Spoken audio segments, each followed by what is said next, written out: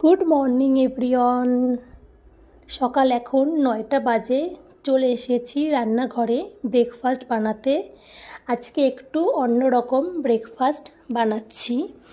ঘরে ছিল কিছুটা গুড়, যেগুলো আমার শাশুড়ি কলকাতা থেকে নিয়ে এসেছিল। এখন ভাবলাম গুড়টাকে খাওয়ার জন্য কিছু একটা বানাই।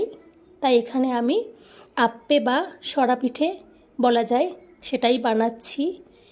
তো তার জন্য আমি সকালেই কিছুটা চাল আর স্বাদের জন্য অল্প একটু ডাল ভালো করে ধুয়ে আমি ভিজিয়ে রেখেছিলাম।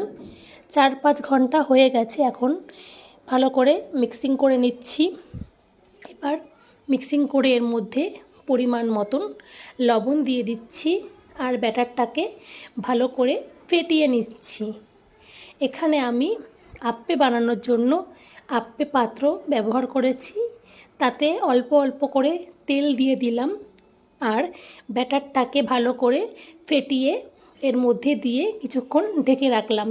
এই যে কিছুক্ষণ ঢেকে রাখাতে এটা ফুলে উঠেছে, তাহলে ভেতরে নরম স্পঞ্জি হয়।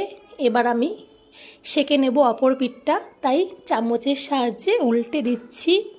এইভাবে সবগুলো আমি বানিয়ে নিচ্ছি। তৈরি হয়ে গেছে আমার সকালের ব্রেকফাস্ট।